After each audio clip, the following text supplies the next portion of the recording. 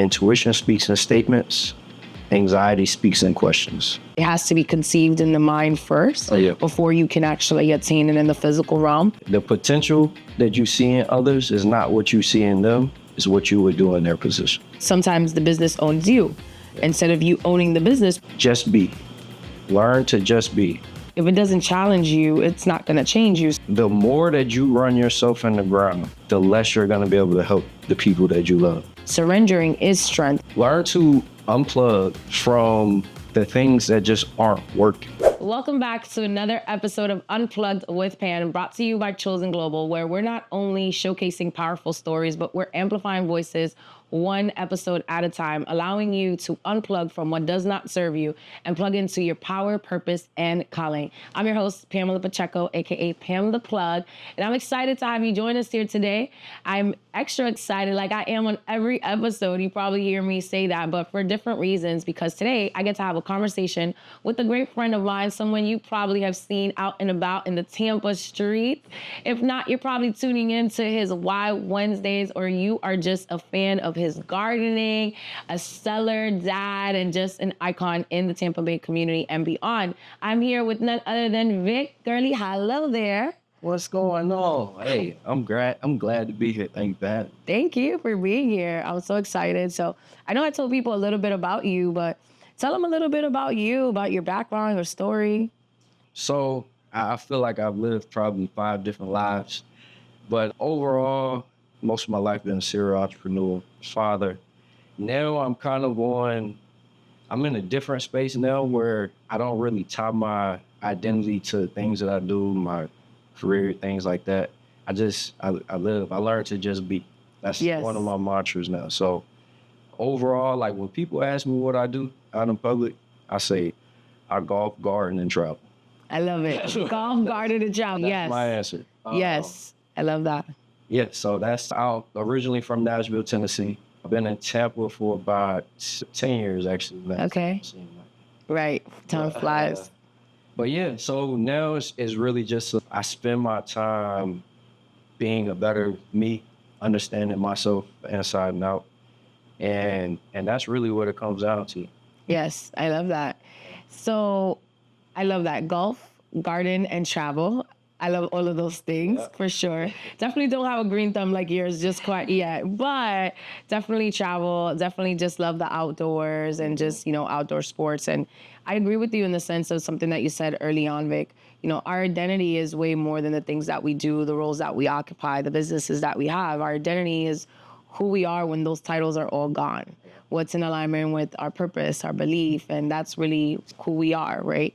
So when I talk about, when you say you're a serial entrepreneur and you kind of wear that for a long time, you're also an author. Yeah. And if I'm not mistaken, you have a military background as well. Yeah. So tell us, how did you even come about that? From Nashville, Tennessee, you made your way into the military, then entrepreneurship, also a dad, an author, and a gardener, and a golfer, and a traveler. It's like you just didn't wake up one day and was like, I'm going to golf, garden, and travel. Yeah. So really, it started, so I went to college first. Okay. I went to the University of Tennessee. I was the kid, I'm the oldest I have 2 younger brothers. Okay. So I had the pressure of being the first in the family to go to college. So I went to the University of Tennessee for 2 years, dropped out. School was never really my thing.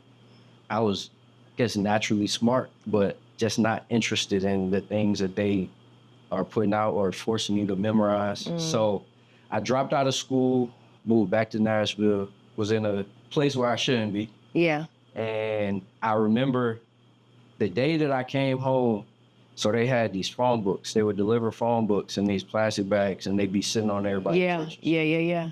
So in these projects, nobody picks up the phone books. So they just sit out there year round. So I walk past it every day. So one day I came home and I remember I sat down and the bed was a mattress on the floor. We had a headboard pushed up against the bed. And I sat down and I was like, man, this ain't it. This ain't where I'm supposed to be. And I walked down the steps. I grabbed the phone book. I called a recruiter. I went to the recruiter's office the next morning. I was like, I gotta get out of here.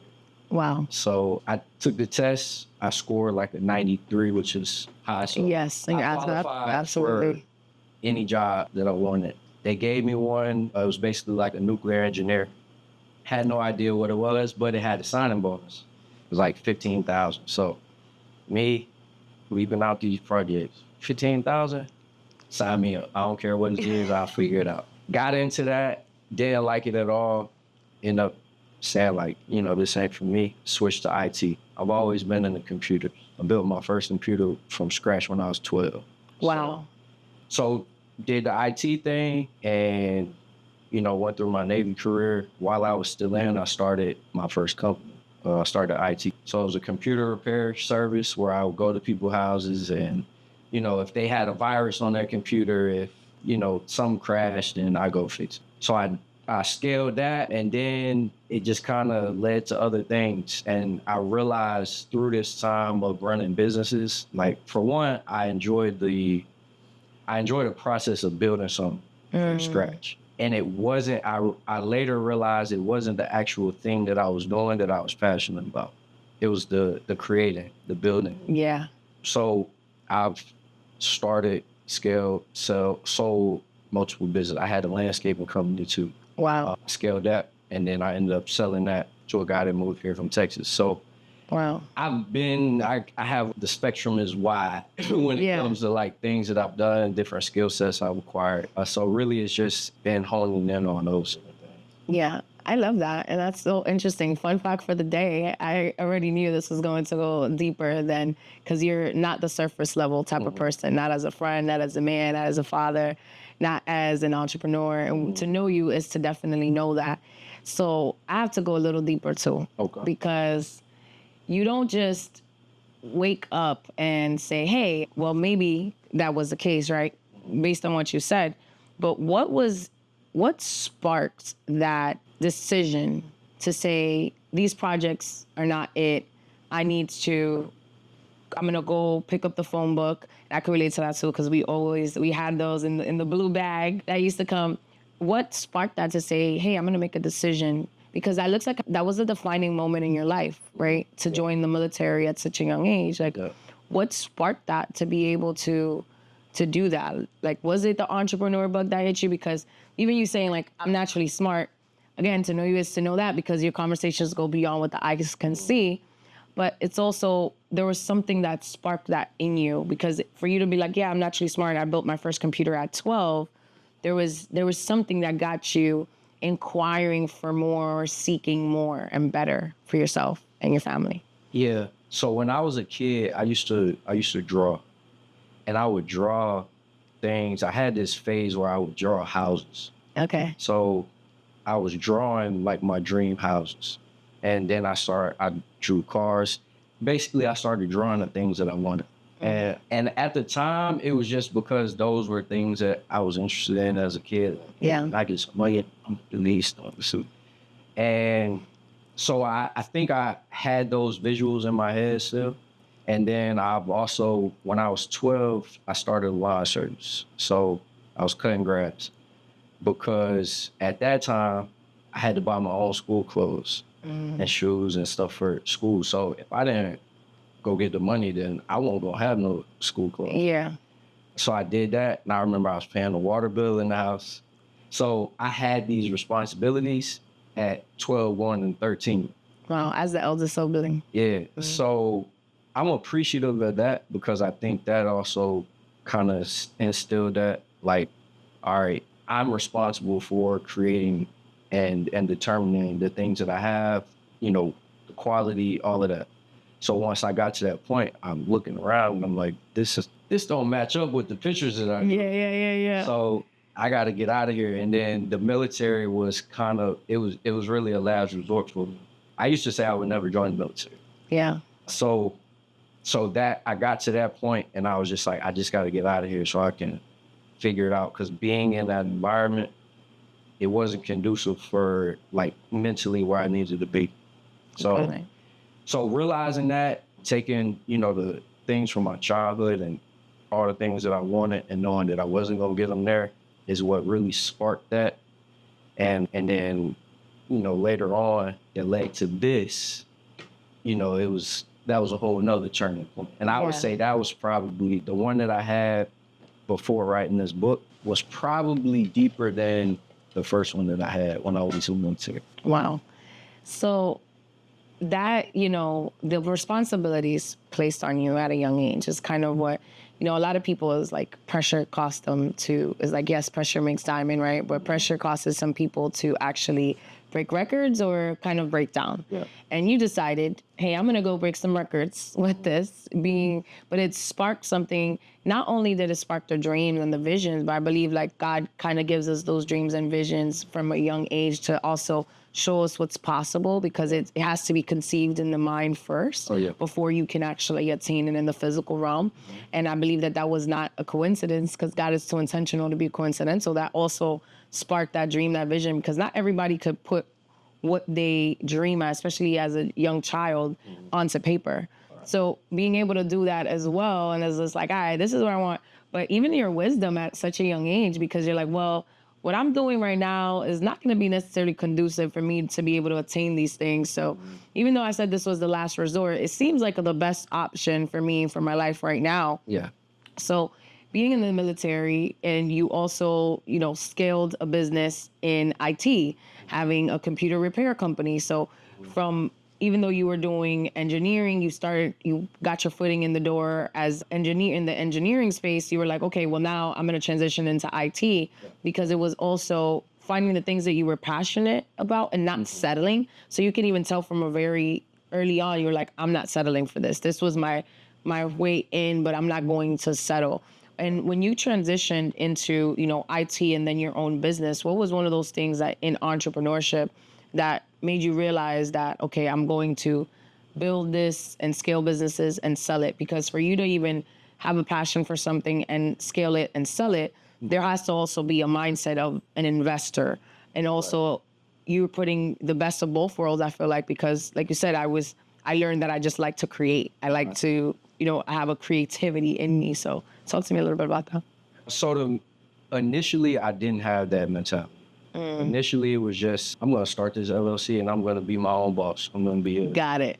And so in scaling it and different relationships that I had, so there's a lot in between. So during that process of me getting into like real entrepreneurship and learning how to run a business, I started doing different things. Like, for instance, happy hour. I remember there used to be a happy hour that was like a $20 all you could drink. My friends, that's what we do. So I was like, we're going to go have a good time.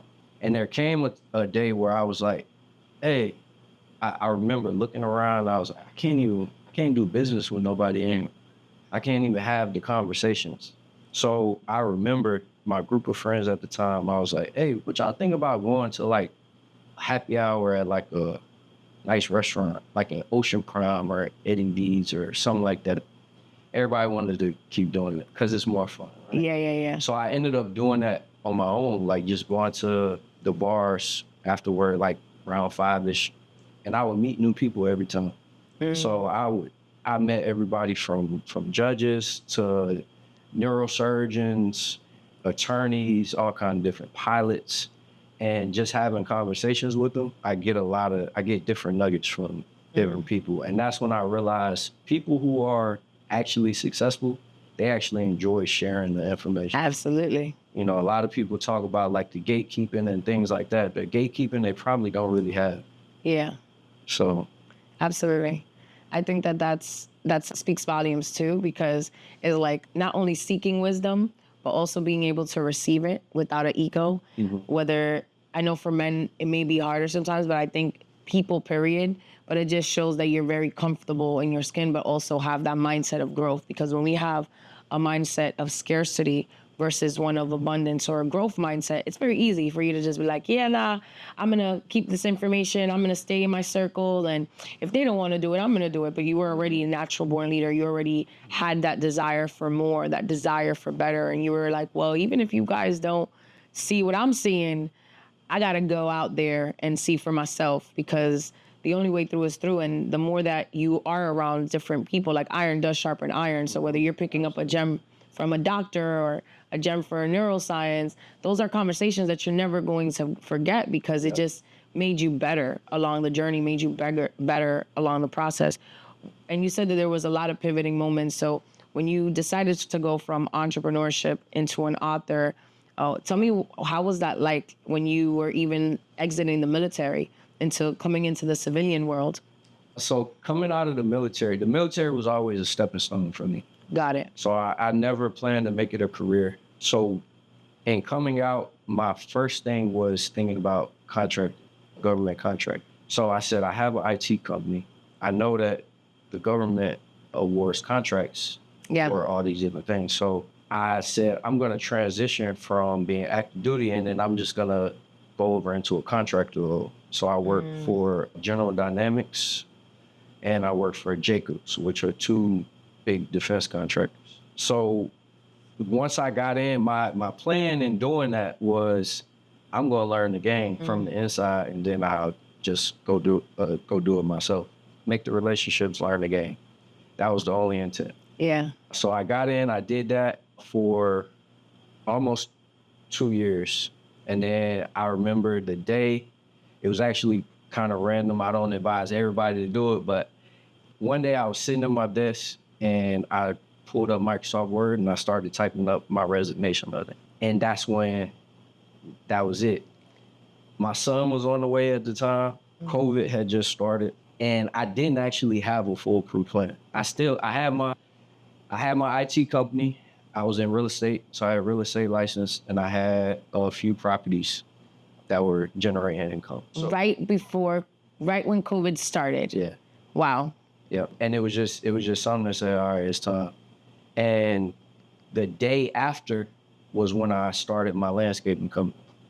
So I went and bought all new equipment. I got a used truck off of somebody from Facebook Marketplace. Yeah. I paid like $2,000 for a pickup truck.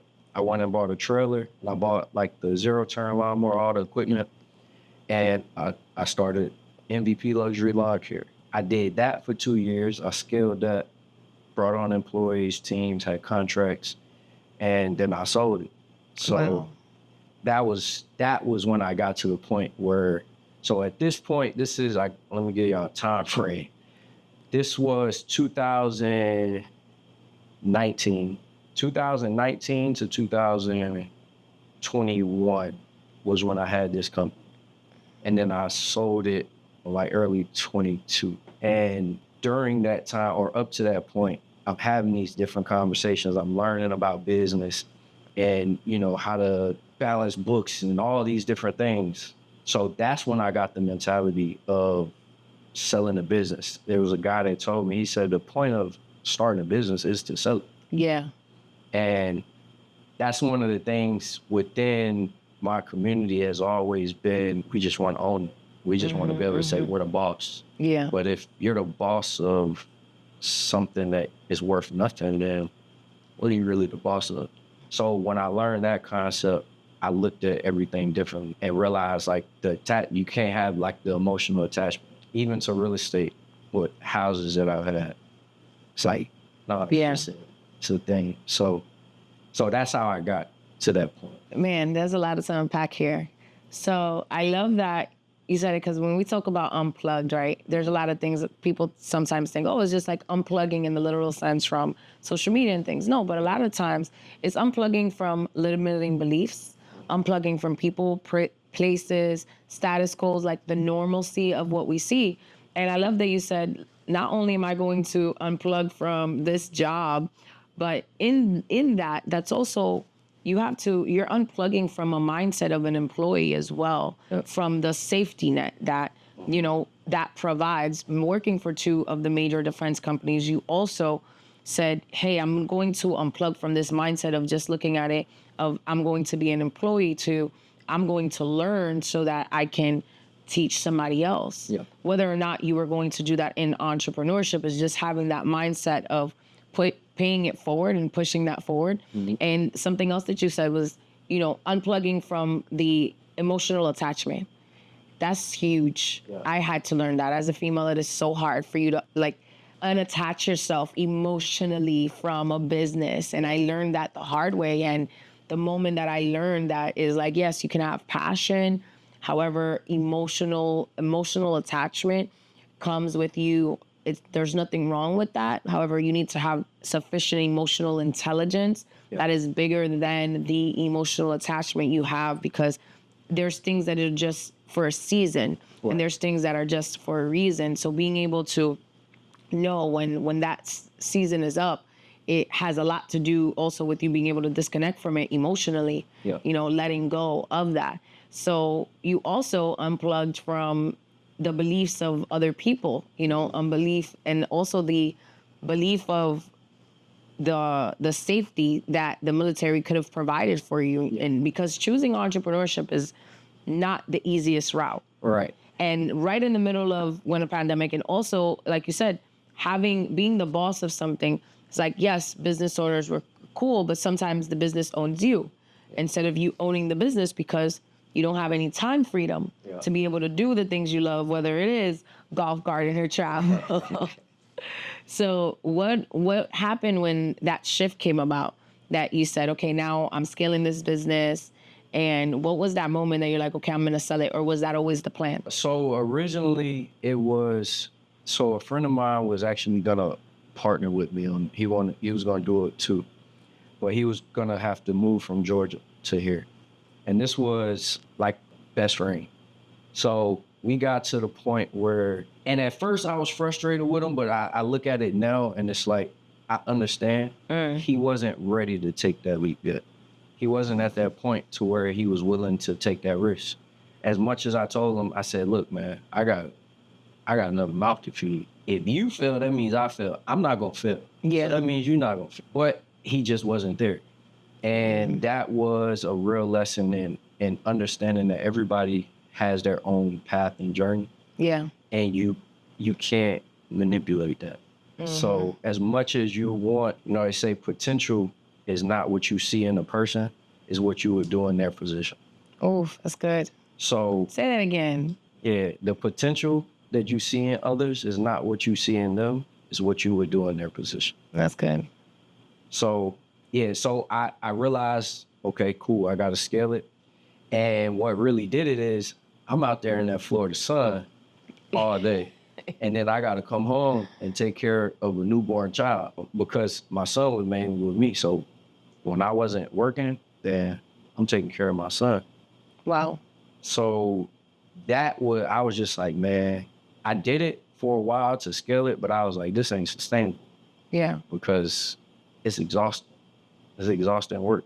You're not only in the sun, but you're like laboring. Yeah. With your hands and your feet. Like if you're cutting somebody's grass, like you mowing the lawn, like whatever that, like landscaping is no joke. Yep.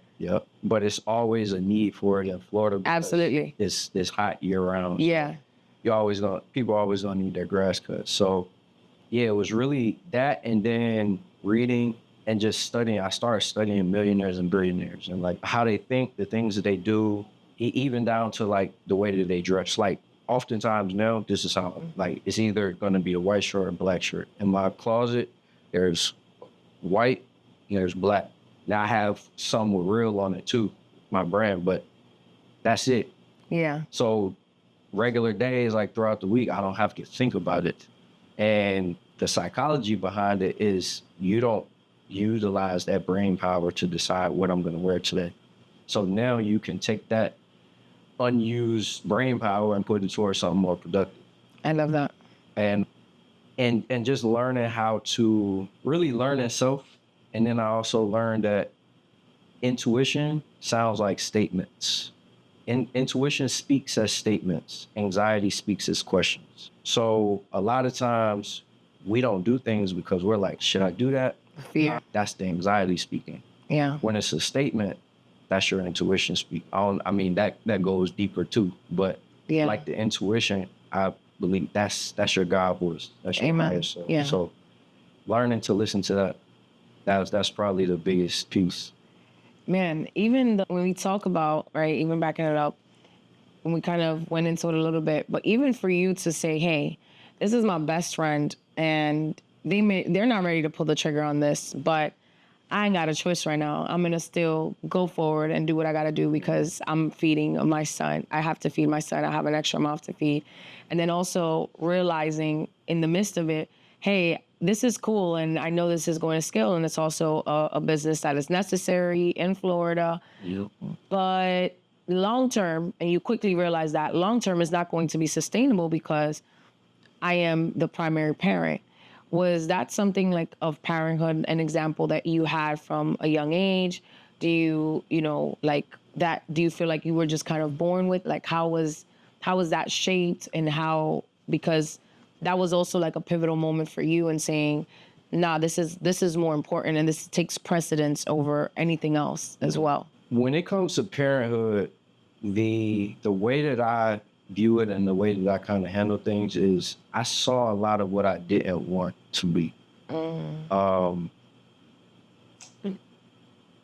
In my dad, so I know my father, but never had a good relationship with him. Don't have a relationship with him now. So I saw, even as a kid, I used to think about these things, like playing in a basketball or football game, looking up, ain't instinct.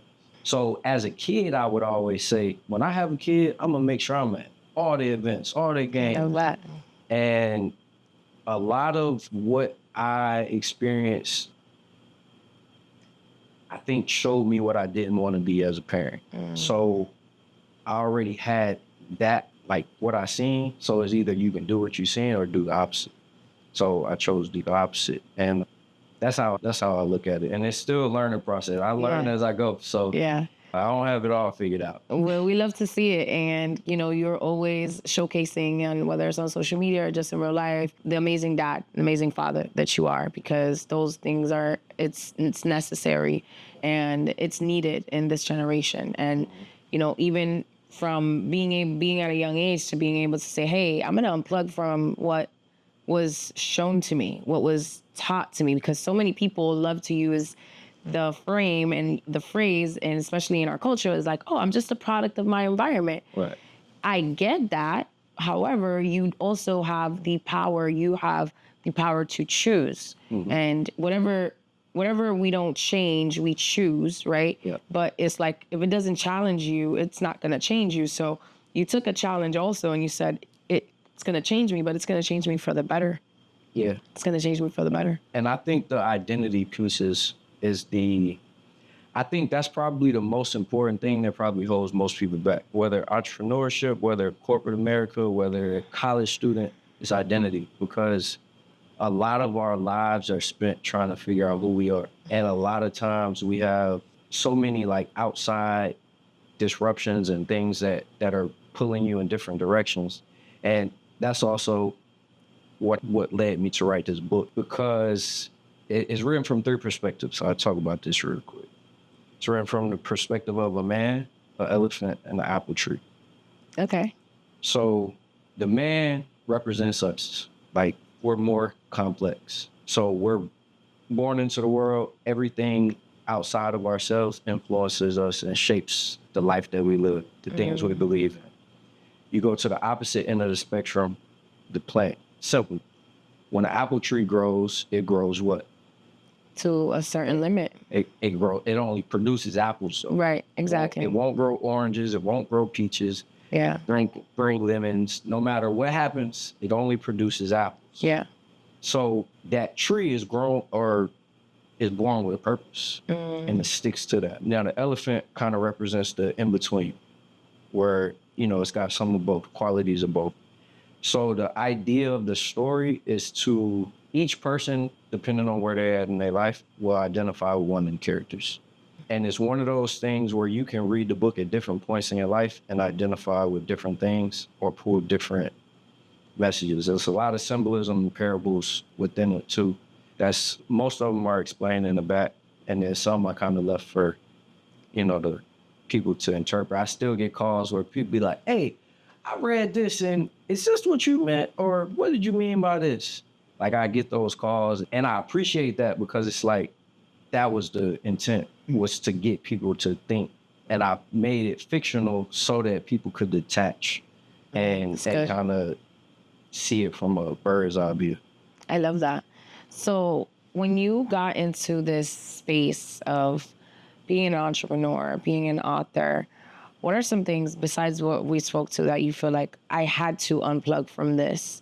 Yes, we spoke about the mindset shift, right? From an employee to a CEO, also even from an entrepreneur to an investor to a father, from a boy to a man to a father, right? Yeah. There were so many different shifts and so many things. And I know you said you started reading books.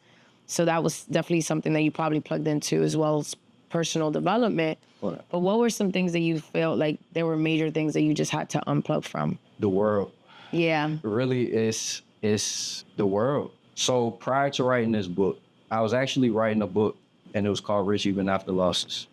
It's going to be based on my brand and kind of like a self-help book. And I had so what led to that, I was working on a project with a friend of mine. We were building an app. Long story short, he stole $103,000. And I remember at the time being in my living room when I realized it, I was like, I'm killed it. And it was like I felt myself going back to a dark place. And I remember my son came out of his room and he came and was tugging at my leg because he wanted to play. He don't know what's going on. He wanted to play. Yeah. And I always say, like, my son saved me in that moment because I looked down and was like, I can't do that to this dude if I want to. Yeah. I got responsibility.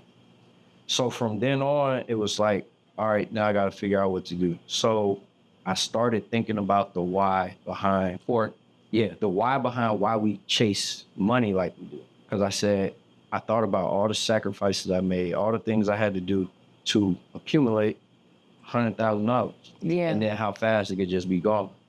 So I was like, why do we chase this like this? That led to me studying the financial system. That led to me studying the judicial system, government structure, going into religion, spirituality. So it snowballed into all of these things. And I literally became like a hermit.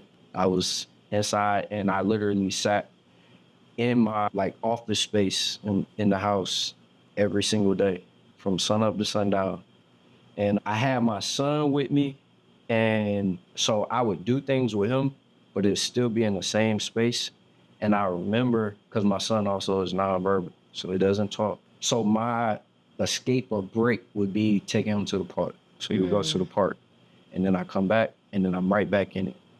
And I remember what kind of got me out of that phase is I would be on my computer, and my son, again, come tugging at my leg. You want to play? You want to do stuff? He even got to the point where he'll come and close my laptop. So that's all of your attention. Yeah. So and he can't verbally communicate this stuff. So I got to where I was like, I got to pay attention. That goes into the plant piece. And that's why I say plants will teach you everything you need to know about life. Wow.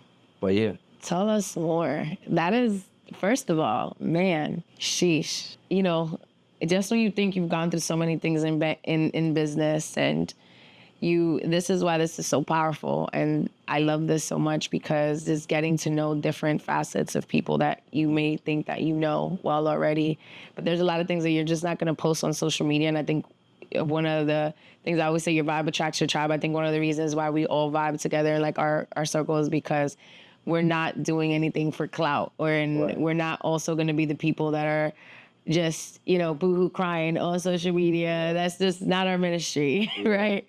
But using those things that happen to us to tell a story, to help people push forward. And you also unplugging from your own emotions in that moment, right? And saying, my fatherhood, my son is more important than revenge, and God's revenge is no match for ours. But in that moment, beyond frustration, it's anger, it's so many mixed emotions. It's is deceit, right? Deception, all of these things that come into play that you're like, there's no way that this just happened.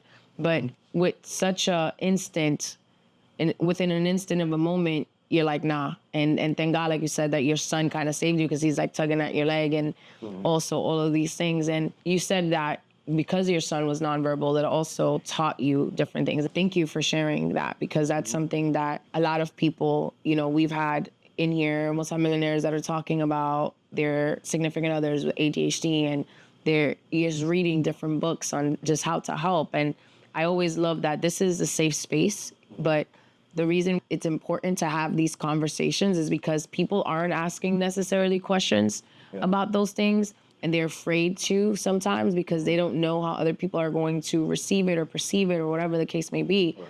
But I always say that there's some type of, treasure in what you may consider that may be trash or treacherous in the moment in time. And there's so much that can even be unpacked from that. That's why you're like, okay, this is where the plants came into. Yeah. So talk to me about that.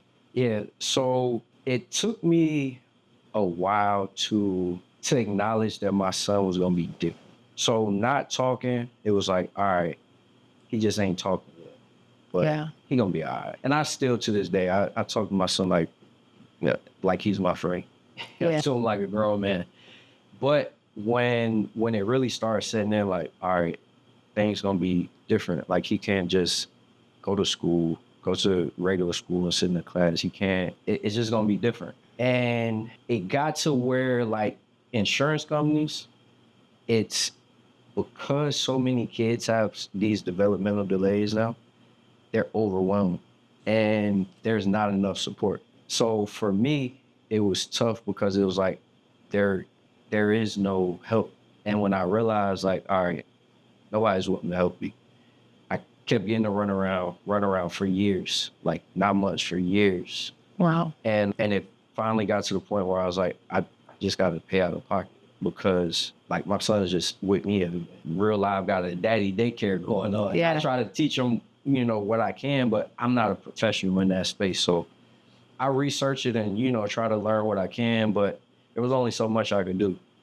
So getting to that point, I started studying, like, what causes this stuff. And, it was like heavy metals in the gut, the different things that are being taken in. And I know a lot of people think that it's hereditary and it might be controversial, but there's a very small percentage that is very, I agree. very small, less than 1%. I agree. So there's something larger going on. So I dug into that, and then I start, really thinking about what we're eating. And that got me to, since I don't know what they're doing to this stuff, they're saying it's organic, but is it really? It went from, there was one in, like, I want to say 20,000. The numbers might be off, but something like that. One in, like, 20,000 kids were autistic. And this was boys just in America. And now it's 1 in 21. Wow. Something is happening. Yeah. So I learned more about the health growing food. So that's why I grow so much stuff in my yard now. And in doing that, I had to learn about plants. I had to learn, how they grow, the seasons, when they're shedding their leaves. That don't mean they dead. Yeah. They shedding off the old leaves so they can grow new ones. So that really is what catapulted me into that space. And then once I started doing it, it was like, I actually enjoy this, and it's peaceful. And it's a certain energy you get from plants. Yeah. And I would have never thought that I would be this guy sitting here talking about I love it. But it's like, even if you go on a scientific level, like, plants are the only organisms here on Earth that can convert the sunlight, which is the source of energy, and turn it into energy that we use. Yeah. So everything that we need to function comes from the plants. Yep. They're the only one. Photosynthesis, they're the only ones that can do that. Absolutely. So we have to have plants, and we all should understand plants better, because that's what gives you your fuel.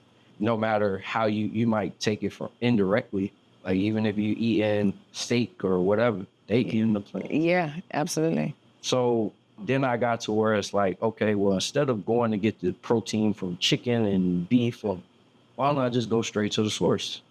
Plants are the only organisms that can produce protein. So all the protein people get from meats is secondary protein. Wow. So my son catapulted me into that space because I wanted to do everything that I could on my end to make sure I was giving him the best shot. I love that. Yeah. So here we are now. Now I got a whole guard. Wow, that's amazing. And kudos to you, man. That's, and I'm sure you hear this a lot, but it's so amazing to just see that, because something that could have been something catastrophic, again, you were like, nah, this is going to be what propels me, what catapults me into another level, what catapults me into digging deeper. Because a lot of people, and we live in America where it's like the land of the free and the home of the brave, but if you're not brave, you're not going to be free. Yeah. So for you to say, I'm not going to give up on learning because somebody else decided not to give me access to the tools that I needed. I'm going to continue because this is my son we're talking about. I'm not going to just let, the insurance circus that we have going on in this country just being like, oh, well, if they say they're overwhelmed, that I should be overwhelmed too. I'm not going to settle for that mindset. I'm not going to settle for that defeat. I'm not going to settle for those cards that were dealt either. I'm going to go and say, no, I'm going to go learn about it and see what best ways I can serve. And coming from, I have a lot of people, a lot of doctors, right, that they say, oh, well, you've lost this person to cancer and you lost your mom to cancer. So there may be things that you may not be able to do, like having your own children. I was just like, not gonna speak that over my life. Right. I'm gonna speak, because a lot of to this day, and this is kind of the first time I've opened up about this, but I say it all the time. I know that the bodies are made to like heal itself. Absolutely. And there's no way, like my mom was a star athlete. She played softball, active in church, active in the community, active. Mm-hmm.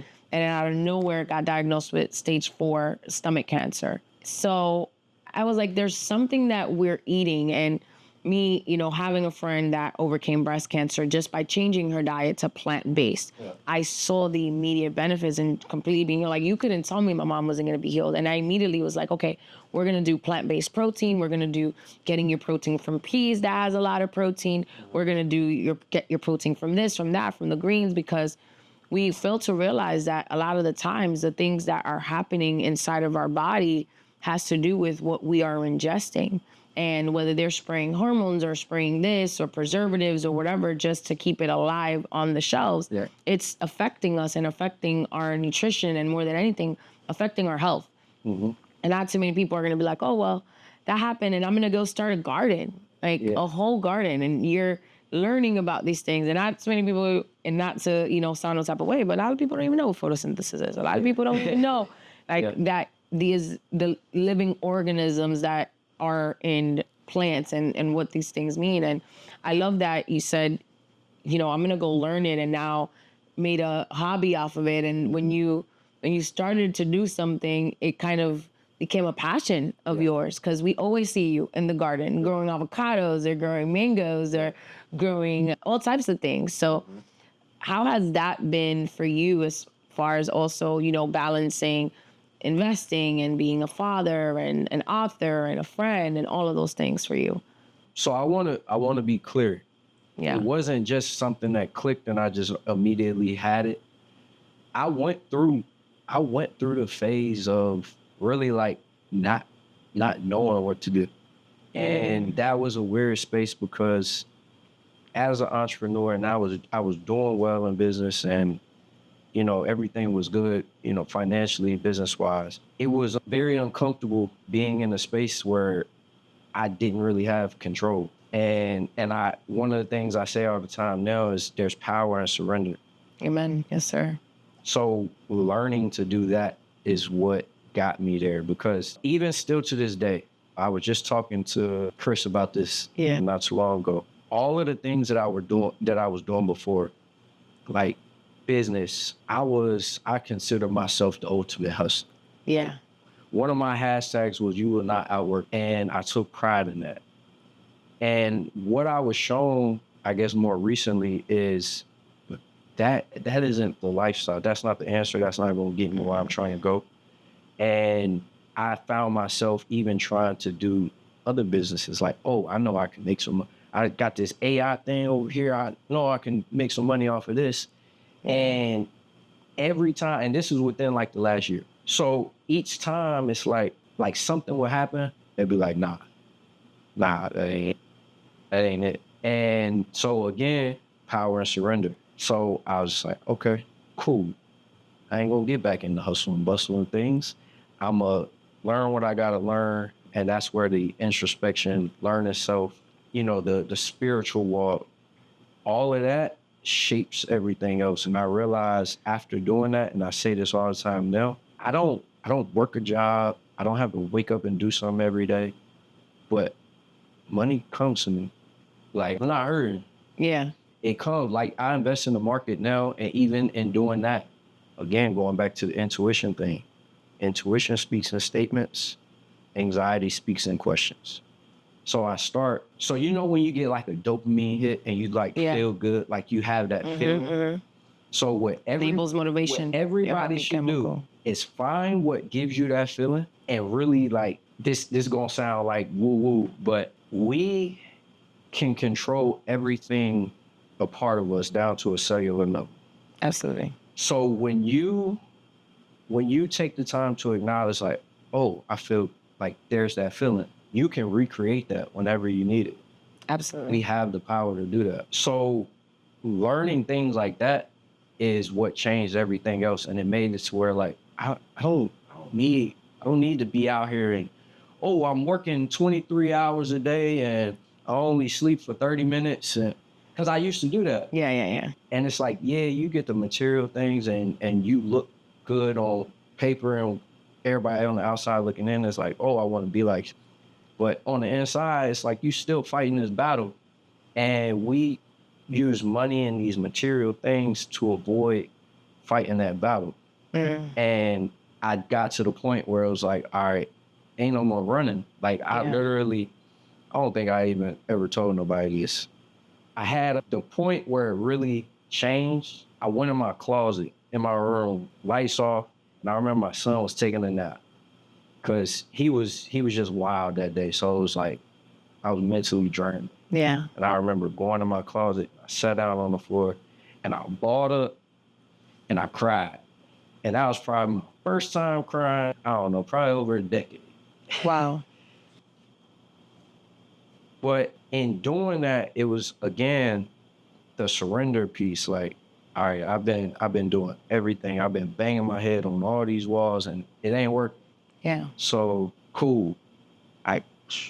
You got it. Yeah. You got it. After that, is, to some people it might sound crazy, but some of the knowledge and the wisdom information that I get, it doesn't always come from like me reading books or me listening to somebody speak. Sometimes it just comes from me. Like, I get the downloads. And I try to explain that to people. Some people get it, a lot of people don't, but it's a real thing. Absolutely.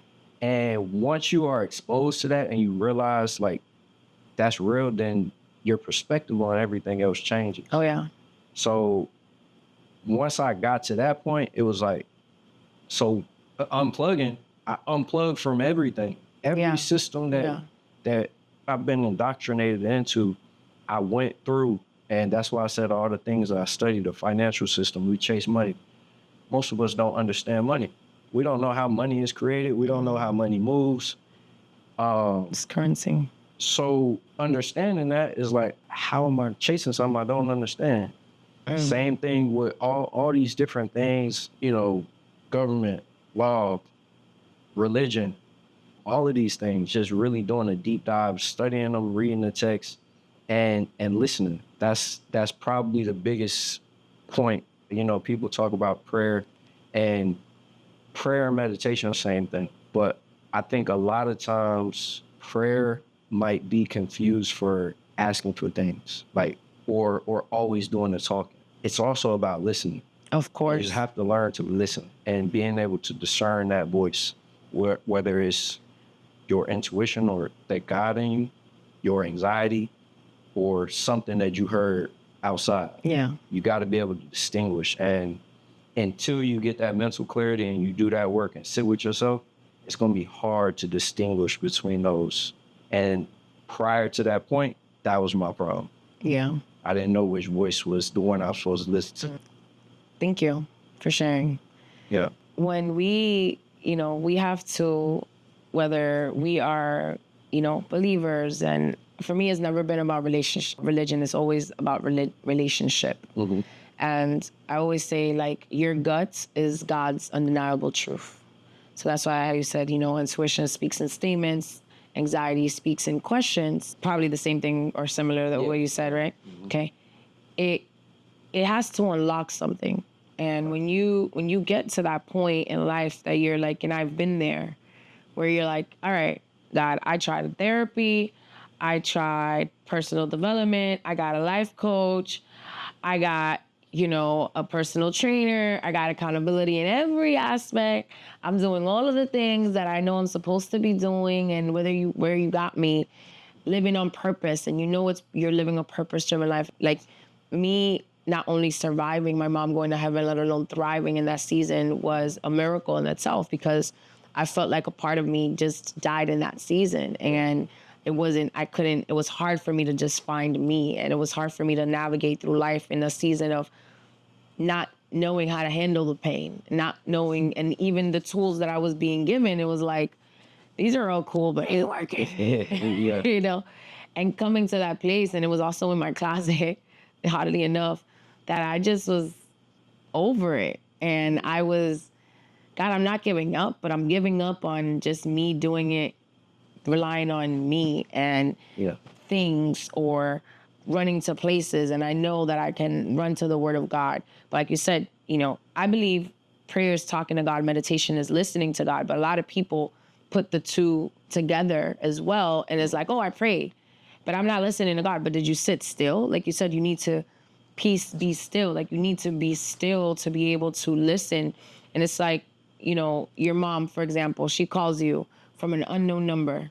Will you be able to identify her voice no matter where she calls you from? Absolutely. Because you heard her voice so much, and that's Mom Dukes. Yeah. Right? That's the same thing with talking to God. It's like the more that you hear his voice, the more, like you'll say, you'll be able to discern when he is talking to you, when he is speaking to you. And it takes such a big person, especially as a man. And I give you so many props to even share this, because, we've been taught, oh, vulnerability is not strength, it's a sign of weakness. When no, that's actually a sign of strength. It's actually surrendering is strength. It's knowing that, yes, you were created in the image and likeness of God, but ultimately there are things that we can't control on our own, that we do need assistance. Oh, yeah. We need that intervention for sure, the intercession as well. And I love that you were able to say, listen, I'm not only unplugging from these systems or beliefs or things, but I'm also unplugging from an identity, but I'm also unplugging from different habits that were not conducive to the way that I was going. Because even though I was good is the enemy of great. And I know that there's more in store, that there's better is ahead. But sometimes when you're in the thick of it, you can't even see that far, can't even see that wide. What would you say was something that you also plugged into that has allowed you to have this perspective? Because I know you said books. Maybe it's the first book you read, or just constant different books, or, what would you say that looked like for you? A lot of different books. So I know probably two of the most impactful. One was Outwitting the Devil by Napoleon Hill, and then The Alchemist. Okay. So The Alchemist, actually, how I wrote my book was inspired by The Alchemist. Okay. Even down to the colors. Okay. I love that. I can see. So yeah, I think those two, and then really just studying people and really listening. A lot of times, I'll speak for myself. In the past, I may listen to a business owner talk about, how they got there, tell their story and things like that. And I'm just like, oh yeah, that's dope. Yeah, but I get into where you actually learn how they did it, the place that they had to go, what they had to endure. And I think that's important, like you mentioned earlier about asking the questions. Not all interviewers are good at asking the questions that reveal the true information. Like, the stories are cool, the triumph stories are great and everything, but it's like, how does that help that person that's at home on the other side of the screen watching if they don't know which direction to go in? Yeah. So I started watching things different. So I watch things now as if they're a documentary. Even movies, I watch them like a documentary. Some people watch things for entertainment. I watch them as a doctor. That's just Education. Yeah. So even if it's a cartoon, like my son, he loves Little Rascals. Yeah. There's messages in Little Rascals. Oh yeah. And we watch it so much, like literally every day. And that's his favorite movie for whatever reason. Classic. Yeah. But the way that I process information now is completely different. And I think that is probably the biggest piece that contributes to why I think why I move the way that I do. Because I was exposed to that and listening to other people, reading books, not just like the self-help books, even reading ancient texts. Like Yeah. Bible, Apocrypha, Emerald Tablets, things like that. Wow. Might get too deep. No. Yeah, go ahead. But reading all those things to know where the concepts that we and the systems that we operate within now, knowing where it comes from. I believe going back to the origin is very important. Absolutely. You know, some people say they want to forget the past. I like to study the past. Yeah, because it gives you at least clues. So much you can learn from. History tends to repeat itself. Yeah. So I love that. And I love that not only your inquisitive mind or just desire, but it's just desire to grow in all aspects, you know, and even coming back to like the tree analogy is something I always say. I'm excited to read the book because I love Paulo Coelho, like The Alchemist is a favorite. My mom used to absolutely love that book. Even Outwitting the Devil by Napoleon Hill, like so many great takeaways from it. But when you're watching something and seeing it, yes, being, you know, just unwinding and disconnecting, and that's amazing. But if you can also unwind and educate yourself and unwind and decompress, but still you're growing in a sense or being nurtured in any way, shape, or form, it's so powerful. It's so powerful because your cup is always going to be just being refilled automatically. Yeah. You know, your cup is always going to be overflowing. And when we're in that overflow state of just gratitude, you get to just be. Yeah. You get to just be. You're not living for the status quo. You're not living for whatever somebody is saying or doing or what their approval is or validation from things, people, or places. And that's just a powerful place to be. So yeah, and it don't turn off. Yeah, exactly.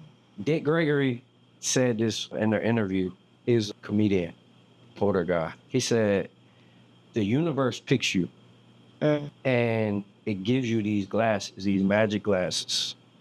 And when you put those magic glasses on, you can't ever take them off again. And that's how I explain like the, I guess, awareness you could call it, or how I view the world. Once you're exposed to it, you can't go back to seeing it other ways. So as much as I can try to, you know, turn it off, it doesn't.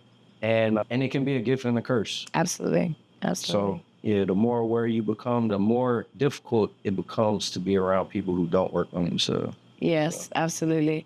Awareness is key, you know, to so many things. And that's not something that just happens overnight. It's constant and never-ending improvement. And like you mentioned earlier also, it's that level of awareness keeps you, you know, you're also alert to different things, and you can pick up on things that average people may not necessarily, and I wouldn't call nobody average, but it's just a reality, right? Like certain people will not pick up on certain things just because of the level of awareness isn't there. And it's like, I'm not the person like, oh, I'm not going to look down upon you, but I also, because I'm aware of certain things, I can just kind of love you where you're at and understand that until you get to that next level in your awareness, you're never going to bring to fruition what that vision looks like for your life, because we're not meant to be like a tree to only grow to a certain level or produce a certain thing. No, we're limitless beings, but we place those limits on ourselves because we're not doing the working on ourselves. We're not traveling around the world to see, you know, how big and beautiful the world is, so you can know really how small you are in the grand scheme of things. Let's be real. Unplugging, you love to travel, golf, and garden. So talk a little bit about the garden. Tell me a little bit more about how you unplug. Why is travel something that you love so much? Perspective. Yeah. That's the biggest thing, is perspective. Because when you're able to go other places, experience different cultures, this is the other part about travel. Some people will travel, and I ain't knocking nobody, but some people will travel and they just do the resort and they'll stay on this resort for their whole trip. I see it as like you basically are in America, placed in another country. And I don't feel like you get the full... Because it's commercialized. Yeah. So when I travel, I like to be with the locals. I want to walk outside and they speak, they don't understand what I'm saying. Yeah. So that's really getting comfortable with that too, and being comfortable with traveling by yourself. Because I feel like I learn the most when I travel by myself. Same here. Yep. Because you don't have the outside influence. Yeah. And you're kind of it's just like being alone. If you're sitting by yourself in a room, you and your thoughts. So you gotta face it. You gotta sit with it. So yeah, everybody needs to travel. If you don't have a passport, go get one. Yes, agreed. Like, so. Yes, I agree. You know, the perspective travel gives you to not only different places, but cultures, traditions, norms, the way of living.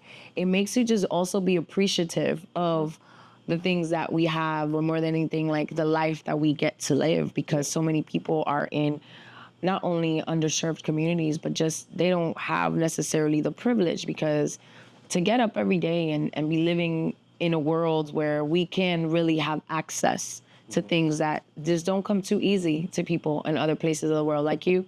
It's funny because I'm actually leaving the country this weekend for my birthday coming up. And a lot of my friends are like, oh my goodness, we're going to Punta Cana. And I was like, yes. I said, well, if you want to come in earlier and get a different experience, I'm going to the capital. My grandmother's house is not a resort, but you're going to get loved and feel the power might go once in a blue, but you're going to get a different experience. And I always recommend that to people because your perspective changes. It's not all about the resorts. It's also, you want to learn the history of places. And the more, I know people don't like talking about the past, but the more you know history, you have such an appreciation for culture, such an appreciation for people, and not only people that are like you, people that are different than you. I'm also that friend that my friends know we're on vacation. I'm either going to come in earlier or stay later, because I always like to have a day or two by myself to just be and do what are the things that I want to do or what I want to see, or and not have to be on anybody else's agenda or catering to anybody else's things. It's like, no, I'm sorry. I need at least a day that it's about me and I can do whatever I want. And I love that. So if there's somebody that is, you know, whether it's brand new in parenthood and they're dealing with their child that may have some differences that compared to most children, or this is someone that is brand new in their entrepreneurship, or maybe they're in the military. There's so many different things that you can speak to, but just leave the audience with something that I feel like can resonate with that person, whether they're a father, whether they're a man that needs to take care of their mental health, because not everybody can have the awareness also and the intuition to say, hey, I need to get this out of my body, because if I harbor these emotions right now and not release it, it's not going to, you know, get me to where I want to be, or allow me to feel the freedom because there's freedom when you feel your feelings, right? Or even that power of surrender, whether they're an entrepreneur, whether they're a dad, whether they're military, whether they're transitioning from the corporate world into entrepreneurship, or maybe they're just somewhere on their journey and they want to be able to plug into their power, their purpose, their calling, and unplug from what does not serve them. What does that look like? Okay. I'm going to talk to the fellas first. Okay, go ahead. Yes. Just be. Learn to just be. And the reason why I want to specifically talk to the men is because a lot of times we don't get the opportunity, and we don't give ourselves the opportunity, because we're always in a performative state where we always are trying to provide for somebody. We're trying to make somebody else happy. We're trying to, you know, do all these things for other people. And I think the culture has made us believe that is our duty here, is to do for everybody else. And it's not to say that you just, you know, become a bump on the log, but learn to just be, because the more that you run yourself in the ground, the less you're going to be able to help the people that you love. That's the people that you initially that you're trying to help, you're actually being counterproductive. Absolutely. It's a disservice. By not servicing yourself. Absolutely. So I would say that for the man. Overall, for everybody, learn to unplug from the things that just aren't working. So That's good. there's a lot of systems that are in place currently, still operational, that have not been beneficial for you, your family, anybody. So I always say, if it hasn't worked for the last few decades, maybe it's time to try something else. Because if you're already doing something that's not working, if you do something else that's not working, same result, but at least you notice that doesn't work. Yeah. And you can go to the next thing until you find something that does work. But that's the main thing that I see in society today. It get kind of frustrating sometimes, but and that's why I speak and I show the things that I do, so that hopefully I can impact somebody, even if it's just a couple of people. And I get those calls, I get those messages, which is why I keep doing it. But just being able to unplug from things that don't work and find the people that are doing the things that you want to do or living the life how you want to live, and find out what they do. And I'm telling you, the ones who are successful, the ones who really have it, who really have motion, they are going to be happy to share the information with you. I get messages all the time, and people say, "Ooh, why you don't charge them?" And I was like that. Yeah. Where I was like, "Nah, you got to pay me this." And if it gets too expensive, then all right, yeah, we getting into it. Now you asking for consulting. Yeah. So yeah, there's going to be a price tag. But for the most part, I enjoy sharing the information, because what I really enjoy when I share knowledge or wisdom with somebody is seeing the light bulb click. Yeah, seeing them apply it. And that's the part that is fulfilling for me. And that's why the money thing isn't really, it might sound cliche, but the money that's not the motivator enough. Yeah. It just comes as a byproduct. And It sure is. And I'm telling you that when you stop focusing on that, and you focus on yourself and finding all the answers within yourself, the money comes. That's right. I promise. It's like magic. Yes, sir. So that's what I do. I love that. Thank you so much. And where can they find the book? A book is on pretty much all the book platforms, Amazon, Barnes and Noble. Yeah. So it's available all those places. Why Don't We Ask Why it says Victory Gurley Jr. So make sure you guys follow. And where can they connect with you? All social media is just the same. The Real Vic G, TheRealVicG. Yeah, that's probably the best. Instagram, TikTok, Facebook. Yeah. Thank you so much for such an amazing conversation. I know so many people are going to get value, inspiration, and more than anything, man, wow. I am such in awe of you even more. And thank you so much for just being transparent, vulnerable, and just staying real. I appreciate that. Thank you for having me. I definitely enjoyed it. Thank you. Well, guys, that concludes today's episode. Make sure you guys like, follow, subscribe, and share. Till next time, peace and blessings. Let's get it.